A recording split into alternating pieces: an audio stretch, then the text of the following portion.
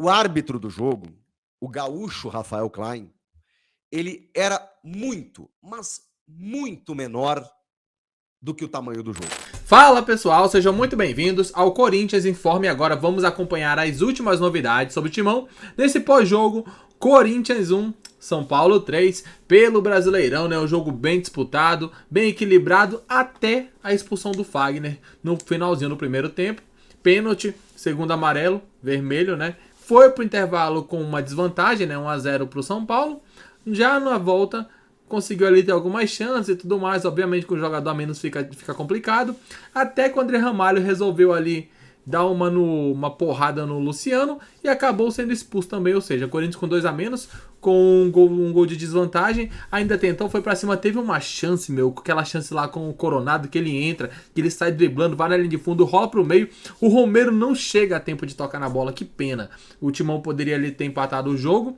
E aí o André Ramalho foi expulso, São Paulo cresceu, com 2 a mais também, você espera o quê, né? Não tem muito o que fazer.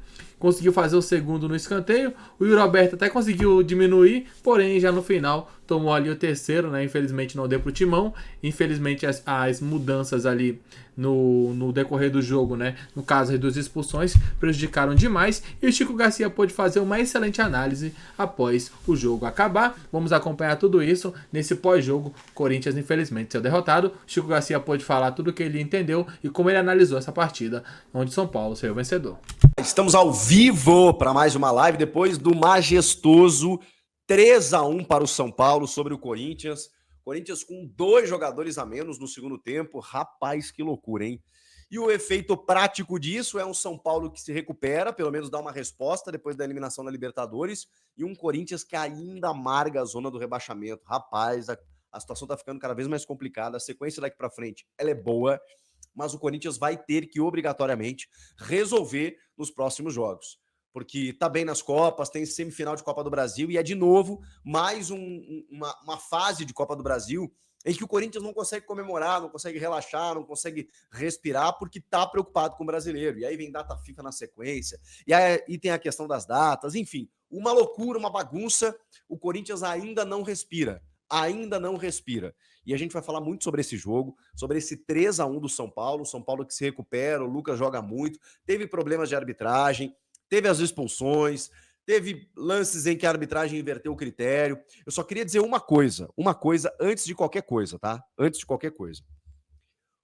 O árbitro do jogo, o gaúcho Rafael Klein, ele era muito, mas muito menor do que o tamanho do jogo.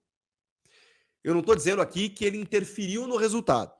Pode até ter interferido para alguns ou outros. Essa análise vai ser muito subjetiva.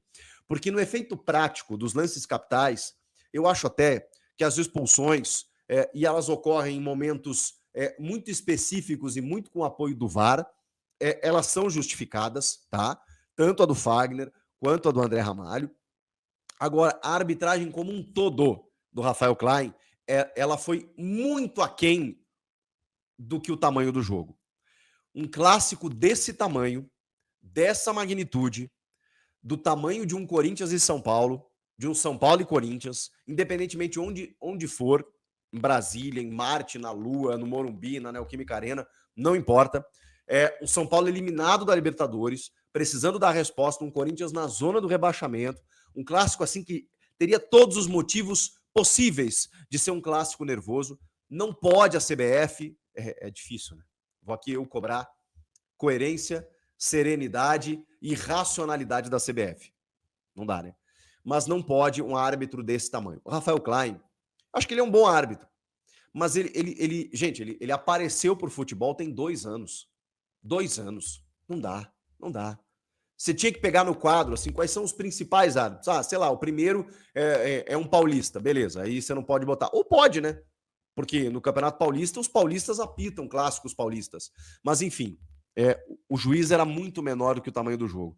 Já chegou o Vitor Gazeta Moretti aqui, mandou um superchat, só que sem a pergunta, daqui a pouco ele manda aqui, eu vou ler também. Podem mandar superchat, podem ficar membros do canal, a gente vai falar muito sobre esse jogo, sobre o Memphis, que está visivelmente fora de forma, ainda não está pronto, e hoje foi o jogo que mais escancarou isso, né? Porque quando você depende do Memphis, porque o Memphis estava entrando em jogos resolvidos. Hoje ele entrou numa fogueira. E, assim, ele tem refino técnico, ele é bom jogador, mas ele teve dificuldades, óbvio. Muitas vezes até no nível da intensidade que o jogo permitia, quando você tem 2 jogadores a menos, é uma crueldade até. Não tinha como ele jogar mais do que jogou.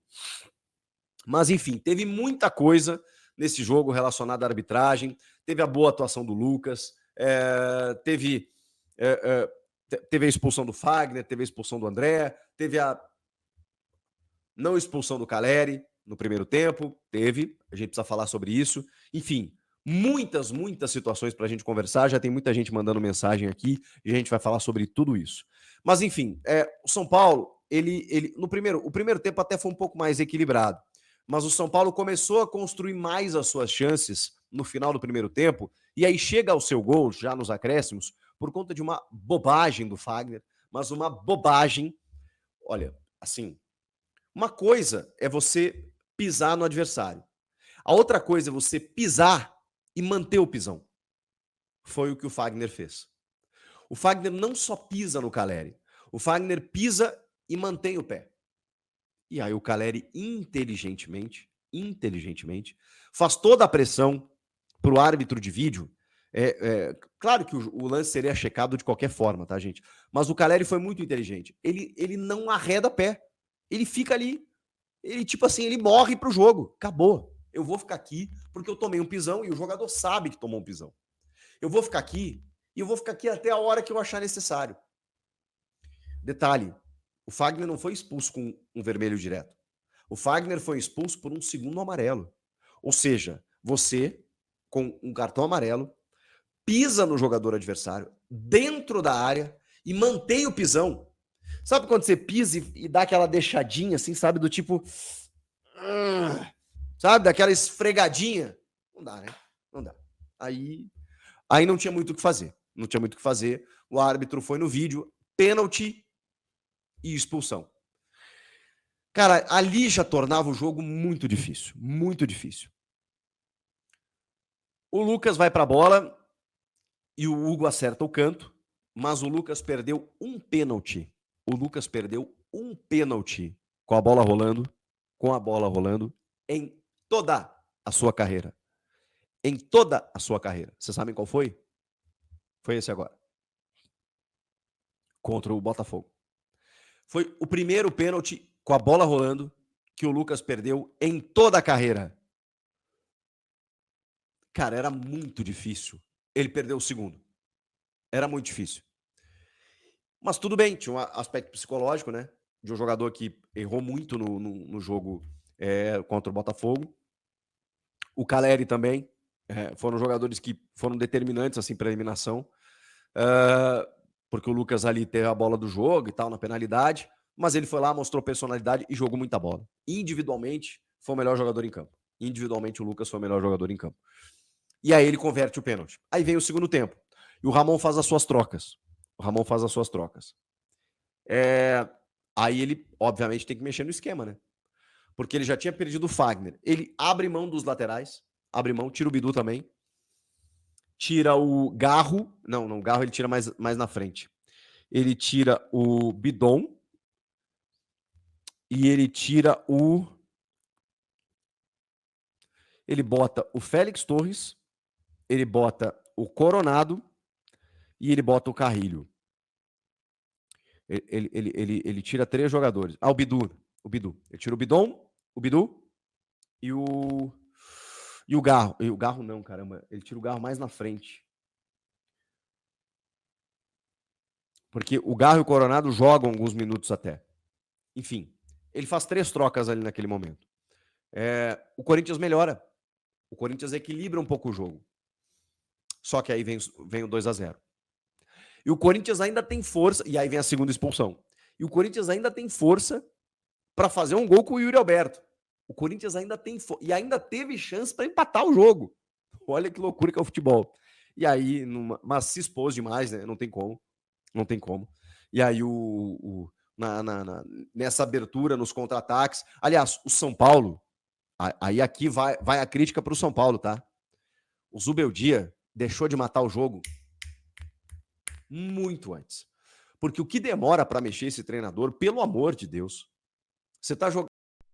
Porque assim, quando o Corinthians fica com 2 a menos, a expectativa é que o time tome gol. Essa que é a realidade. Não dá pra você imaginar que o time com 2 a menos vai ainda tentar conseguir uma virada. Poderia até empatar, poderia.